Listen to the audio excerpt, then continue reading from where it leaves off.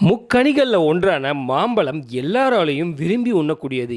ஏன்னா, மாம்பழத்த பார்த்தாலே நெறைய பேத்துக்கு அந்த எச்சி ஊறி, அந்த சுவை அவங்க மனசுக்குள்ள போய், மாம்பழத்த உடனே வாங்கணும் அப்படின்ற ஆசை இருக்கும்.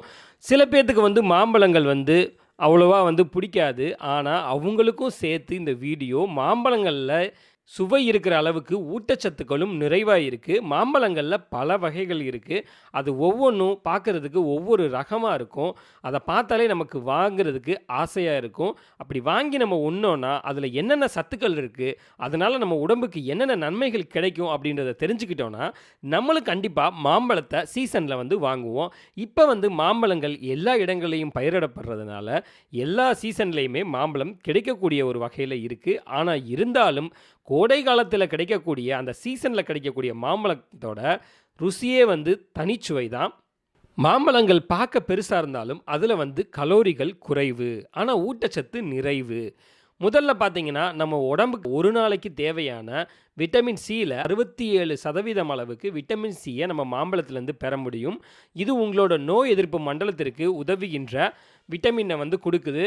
இந்த விட்டமின் சி உங்களோட நோய் எதிர்ப்பு மண்டலத்த பலப்படுத்துது. நம்ம இரும்பு சத்து சாப்பிடும்போது, அந்த இரும்பு சத்தை உறிஞ்சக்கூடிய தன்மை நம்ம உடம்புக்கு வேணும்னா, கண்டிப்பா இந்த விட்டமின் சி இன்றியமையாதது. ஒரு நாள் தேவையவே மாம்பழம் பூர்த்தி செய்யுது அப்படின்றத முக்கியமா நீங்க குறிச்சுக்கங்க. அடுத்ததா விட்டமின் ஏ மாம்பழத்தில இருக்கு. இது ஒரு நாள் சாப்பிட வேண்டிய அளவுல 10% அளவு இருக்கு.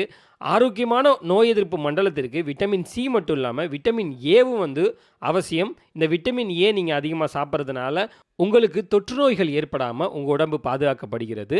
மாம்பழத்தில அமிலேசுகள் எனப்படக்கூடிய செரிமான நொதிகள் இருக்கு. இந்த செரிமான நொதிகள் பெரிய உணவு மூலக்கூறுகளை உடைத்து, அவற்றை எளிதில் ஜீரணிக்க உதவுகிறது.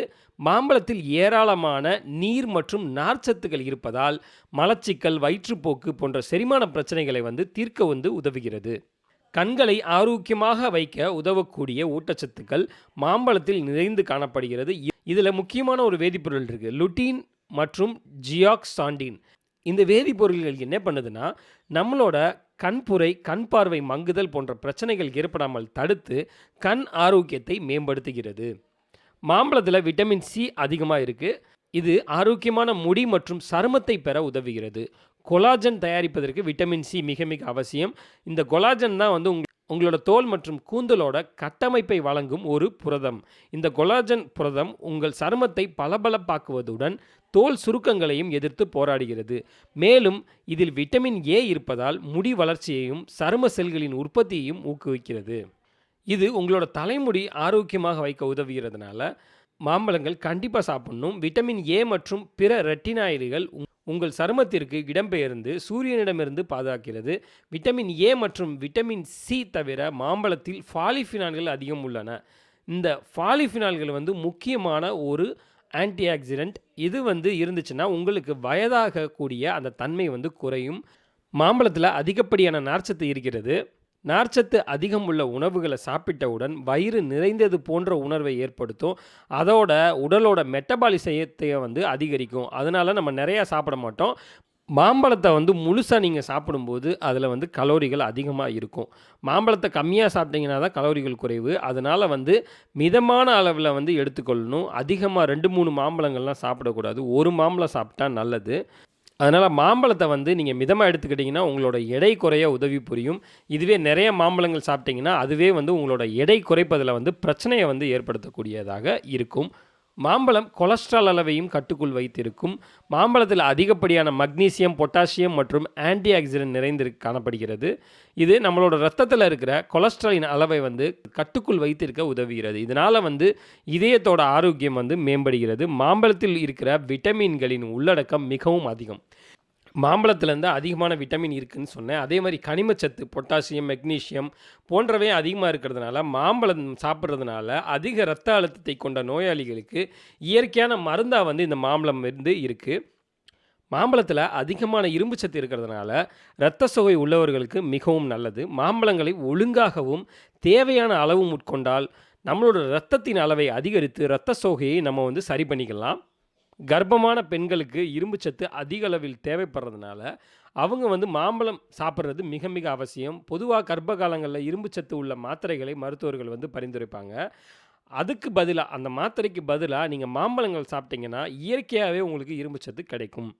பெரும்பாலான பெண்களுக்கு ஏற்படக்கூடிய புற்றுநோய்கள்ல, மார்பக புற்றுநோய் தான் முதல் இடத்துல இருக்கு. மாம்பழத்தில இருக்கிற காலிக் அமிலம் மற்றும் கலோட்டோனின்கள் போன்ற பாலிஃபினால்கள் மார்பக புற்றுநோய்க்கு எதிரான அலர்ச்சி எதிர்ப்பு பண்புகளை கொண்டிருக்கிறதுனால, மாம்பழம் சாப்பிட்றதுனால இந்த பாலிஃபினால்கள் புற்றுநோய்க்கு எதிராக போராடி, அந்த புற்றுநோய் மரபணுக்களின் செயல்பாட்டை வந்து தடுக்கிறது. புற்றுநோய் கட்டிகளின் அளவை 73% அளவுக்கு குறைக்கக்கூடியதா ஆராய்ச்சியில தெரிவிக்கிறாங்க.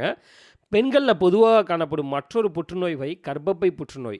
மாம்பழங்கள்ல இருக்க இயற்கையான குளுக்கோசைன், சாந்தோன் கர்ப்பப்பை புற்றுநோயால் பாதிக்கப்பட்ட பெண்களுக்கு புற்றுநோய் எதிர்ப்பு விளைவுகளை வந்து வழங்குகிறது. இதனால வந்து கர்ப்பப்பை புற்றுநோயையும் தடுக்கக்கூடிய ஒரு தன்மை மாம்பழத்தில இருக்கு.